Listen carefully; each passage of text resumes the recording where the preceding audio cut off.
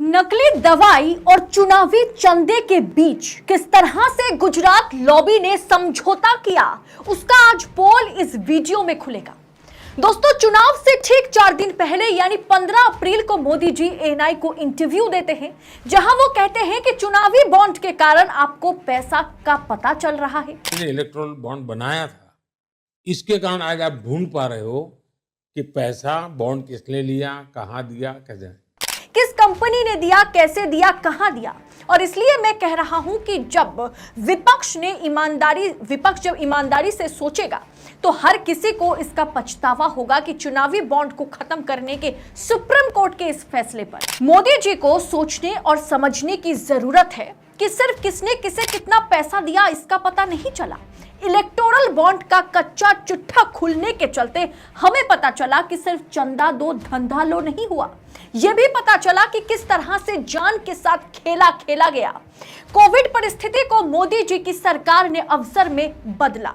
मौके का तलाश शायद सरकार कर रही थी और वो मौका कहीं ना कहीं कोविड के दौरान सरकार को मिल गया।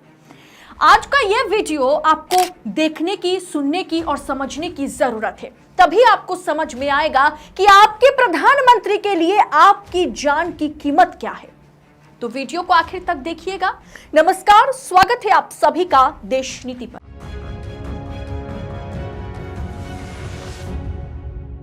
देश नीति, केवल सच्ची और पक्की खबरें। इलेक्टोरल बॉन्ड कोई घोटाला नहीं है, महा घोटाला है जिसमें हर बॉन्ड एक नए घोटाले का उजागर कर रहा है। चंदा दो धंधा लो, हफ्ता वसूली, टैक्स में खुलेआम चोरी तक करने दिया गया कंपनीज को।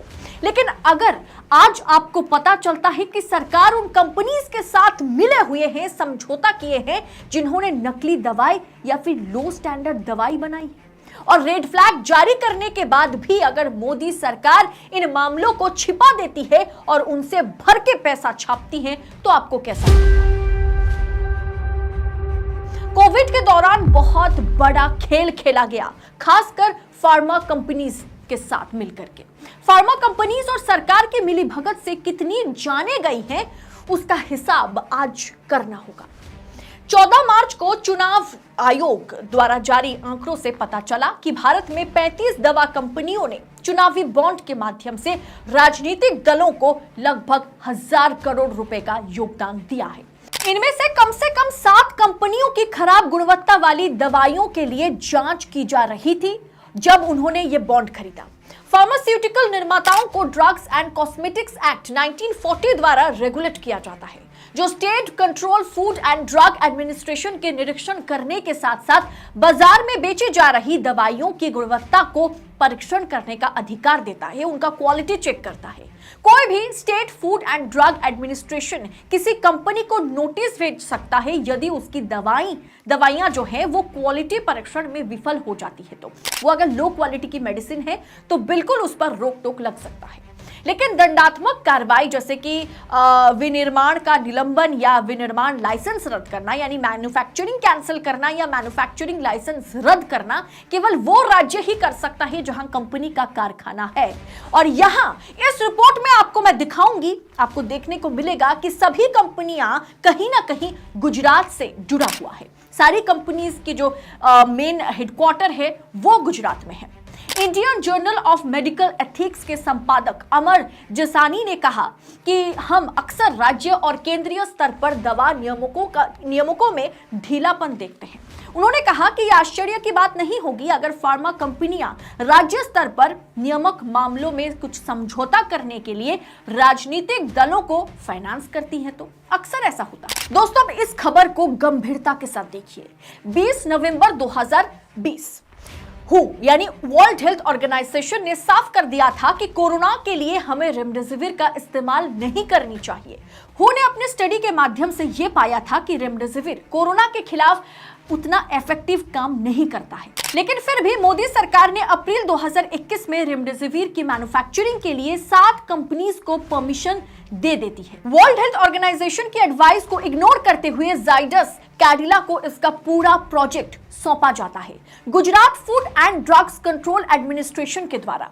फिर उसके बाद क्या होता है कि उत्तर प्रदेश, राजस्थान, महाराष्ट्र, गुजरात और बिहार से ये तमाम हॉस्पिटल से ये रिपोर्ट सामने आती है कि इस रेमडेसिविर की इस पर्टिकुलर बैच के इस्तेमाल के चलते तमाम मरीजों में अलग लक्षण देखा जा रहा है। उन्हें तेज फीवर है, उनकी जो ऑक्सीजन लेवल है ब्लड में वो कम होता हुआ नजर आ रहा है, उनकी तबीयत जो है वो बिगड़ती चली जा रही है।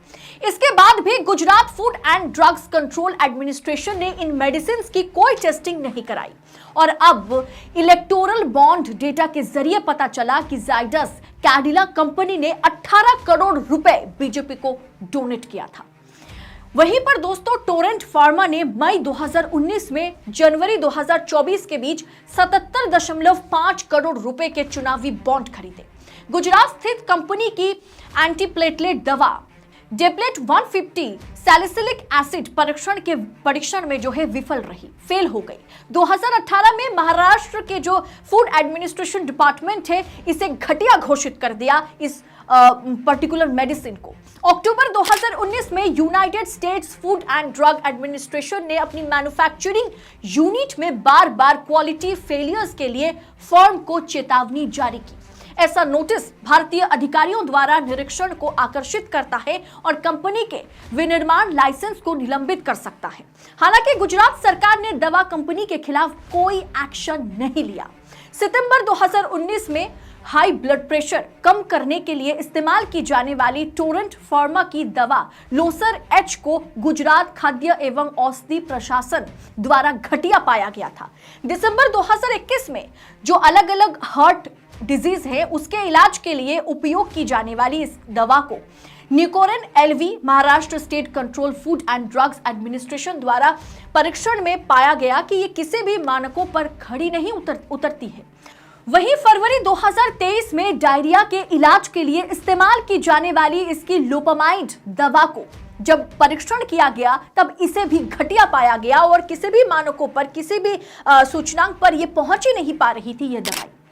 उसके बाद भी फार्मास्यूटिकल कंपनी ने अक्टूबर महीने में, मई से लेकर अक्टूबर तक 2019 में 12.5 करोड़ का, 12.5 करोड़ का, अप्रैल 2021 में 7.50 करोड़ का, जनवरी और अक्टूबर में 2022 साल की बात मैं कर रही हूं, जनवरी और अक्टूबर में 25 करोड़ रुपए का, अक्टूबर 2023 में 7 करोड़ रुपए का, जनवरी 2024 में 25.5 करोड़ रुपए के चुनावी बॉन्ड खरीदे और इस कंपनी पर कोई भी कार्रवाई सरकार ने नहीं करी।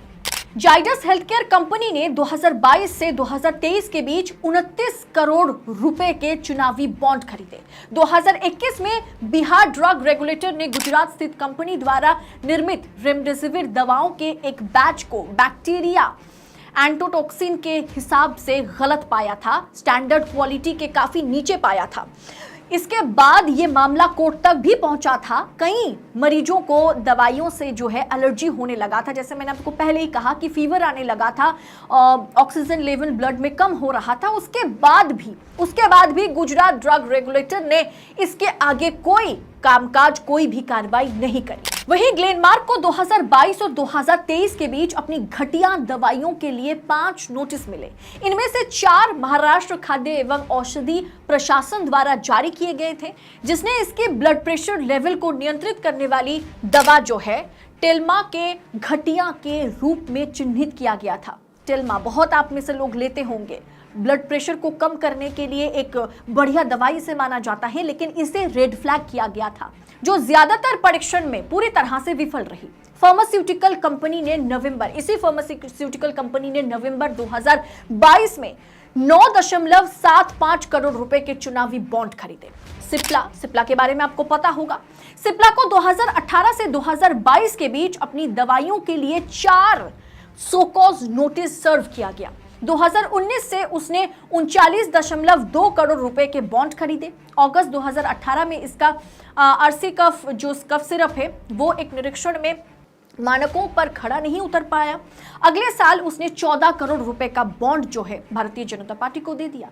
जुलाई 2021 में इसके रेमडेसिविर जो है उस दवा को सिप्रेमी के लिए 2 बार नोटिस मिला। हेटेरो की तरह सिप्रेमी भी रेमडेसिविर की मात्रा आवश्यक मात्रा से कम पाई गई।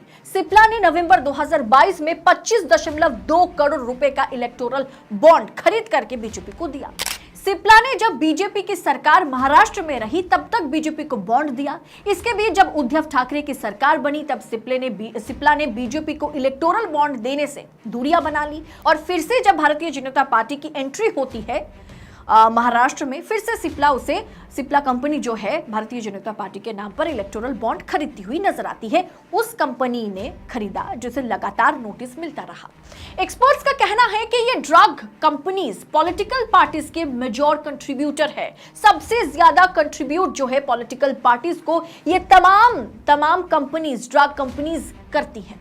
All India drug action network का हिस्सा रहे कार्यकर्ता एस श्रीनिवासन ने कहा है कि राजनीतिक दलों में सैकड़ों करोड़ रुपए का निवेश किया जाता है। ये सारे जो फार्मा कंपनीज है वो करते हैं क्योंकि इन्हें कोई मतलब नहीं है लोकतंत्र से, इन्हें चुनाव से कोई मतलब नहीं है, या ये देश के प्रति कोई प्रेम के लिए, चुनाव के लिए या पार्टी के प्रति प्रेम के लिए नहीं करते। ये सिर्फ अपना पीठ बचाने के लिए करते हैं। यानी कि सबको अपना पेट बचाना है। अगर कहीं कुछ गड़बड़ी हो गई मेडिसिन में, उसका धब्बा उस कंपनी पर ना लगे, इसके लिए समझौता कर लिया जाता है और वो समझौता सरकार करती है। यानी जिन तमाम दवाई से आपकी तबीयत बिगड़ सकती है, आपकी हालत खराब हो सकती है, आप शायद ठीक होने के लिए जो दवाई ले रहे हैं उस दवाई को शायद रेड फ्लैग मिला हुआ हो और आपको पता भी ना चले क्योंकि सरकार इसमें कोई कार्रवाई नहीं करती। उन मेडिसिन या कंपनीज पर रेड फ्लैग होने के बाद भी कोई कार्रवाई नहीं हुई और उन्होंने बीजेपी को भर भर के चंदा दिया और बच भी गया। ये फिल्म आपने देखी है क्या? इस फिल्म में दिखाया गया कि किस तरह से एक मेडिसिन को बनाने के लिए लाखों करोड़ का खर्च किया जाता है। अलग अलग लेवल पर ट्रायल की जाती है, गिनीपिग पर ट्रायल होती है, लेकिन उसके बाद जब ह्यूमन ट्रायल में ये दवाई फेल हो जाती है तो कंपनी उस नुकसान को उठाने के लिए तैयार नहीं होती, बल्कि सरकार के साथ समझौता करके उस दवाई को मार्केट में लॉन्च कर देती है और हजारों लोगों की जान दांव पर लग जाता है। ऐसे में आप समझ रहे होंगे कि जिन कंपनियों ने फेक मेडिसिन बनाई, जिन्होंने लो क्वालिटी की मेडिसिन बनाई, जिन कंपनीज पर खराब मेडिसिन के चलते तमाम लोगों की जानें गई। कोविड के दौरान जिस तरह से हु ने साफ कह दिया था कि हम रेमडेसिविर को कोरोना के खिलाफ इस्तेमाल नहीं कर सकते, इससे बहुत लोगों की जानें जो हैं हम उनकी जान को खतरे में डाल देंगे, इसीलिए रेमडेसिविर बैन होनी चाहिए। वहां पर हमारी सरकार ने फिर से इसकी जो मैन्युफैक्चरिंग है उसको बढ़ा दिया और जिस कंपनी को ये सारा कुछ सौंपा गया उस कंपनी ने भारतीय जनता पार्टी का जेब जो है भर दिया करोड़ों रुपए दे करके। तमाम कंपनी जिनके हर एक मेडिसिन कहीं ना कहीं सवालों के घेरे में है, जिसके खिलाफ उन्हें सो कॉज नोटिस तक मिला, वो तमाम मेडिसिन पर कोई जांच कार्रवाई नहीं हुई। उन्होंने भारतीय जनता पार्टी के जेब में पैसा डाला चुनावी बॉन्ड के जरिए और वो बच निकले। इसी तरह से दोस्तों अब आपको समझने और सोचने की जरूरत है, जो दवाई आप ले रहे हैं हो सकता है उस कंपनी पर, उस पर्टिकुलर दवाई पर, मैं आपको डरा नहीं रही हूं, बस हकीकत बता रही हूं, उस दवाई पर शायद रेड फ्लैग हो लेकिन आपको पता भी नहीं चलेगा क्योंकि वो दवाई तो बैन हुई नहीं है। क्योंकि हमारे तमाम कंट्रोल यूनिट जो है, जो खाद्य या और सुरक्षा को देखता है, मेडिसिन संभालता है, वो यूनिट ही कहीं ना कहीं सरकार के इशारे पर काम करता हुआ नजर आ रहा है। उस पर जो है कोई कार्रवाई नहीं हो रही है। जो दवाई आप ले रहे हैं हो सकता है वो बैन करने लायक दवाई हो, लेकिन प्रिस्क्राइब किया जा रहा है, आप ले रहे हैं क्योंकि सरकार खामोश नजर आ रही है। तो दोस्तों ये इलेक्टोरल बॉन्ड का मामला कोई मामूली मामला नहीं है। किस तरह से आपकी जेब को खाली करके अमीरों को और अमीर बनाया गया, इसकी भी कहानी ये नहीं है। सरकार ने कितना घोटाला किया, इसकी भी ये कहानी नहीं है। सिर्फ इसमें आपने देखा किस तरह से आपकी जान को बाजी लगा करके भारतीय जनता पार्टी की सरकार ने अपना हाथ धोया है और किस तरह से ये फेक कंपनीज के साथ मिली भगत से कोविड के दौरान या उसके आगे पीछे भर भर के पैसा छापे हैं। अब आप खुद सोचिएगा, चुनाव में वोट डालने से पहले क्या आप फिर से 5 साल के लिए यही सरकार चाहते हैं जो कोरोना के दौरान फिर एक बार सौदेबाजी में उतर आए? आप अपनी राय कमेंट कर हमारे साथ जरूर शेयर कीजिएगा। बाकी ऐसी तमाम खबरों को पड़ताल के साथ पाने के लिए देश नीति को सब्सक्राइब भी कीजिएगा। बाकी मैं आपसे उम्मीद करूंगी कि एटलीस्ट इस वीडियो को आप आगे फॉरवर्ड करेंगे, क्योंकि कोविड के दौरान, उसके बाद भी, उसके पहले भी किस तरह से दवाई, स्वास्थ्य, जो कि हमारी जिंदगी की एक बहुत बेसिक नीड है, शिक्षा, स्वास्थ्य, इस जगह पर किस तरह से घपलेबाजी की गई है। उन तमाम कंपनीज को ग्रीन सिग्नल दे दिया गया जिनके तमाम मेडिसिन पर रेड फ्लैग लगा हुआ हो। ऐसे में आप खुद विचार कीजिएगा, अगले 5 साल के लिए आपको किसकी सरकार चाहिए। कम से कम किसकी सरकार चाहिए ये पता हो या ना हो, ये सरकार तीसरी बार के लिए चाहिए या नहीं चाहिए, ये जरूर सोचिएगा। वीडियो को आगे फॉरवर्ड कीजिएगा। फिलहाल इस वीडियो में इतना ही। आपसे फिर होगी मुलाकात ऐसे ही तमाम खबरों के साथ। देश नीति ऐसी खबरें आप तक पहुंचाता रहेगा, इसके लिए हमें आपकी सहयोगिता की सबसे ज्यादा जरूरत है। चैनल को सब्सक्राइब करने के साथ साथ रिपोर्ट पसंद आया होगा तो लाइक का बटन दबाइएगा और थैंक्स के जरिए देश नीति को आर्थिक तौर पर मदद जरूर कीजिएगा। बहुत बहुत शुक्रिया। जय हिंद, जय भारत।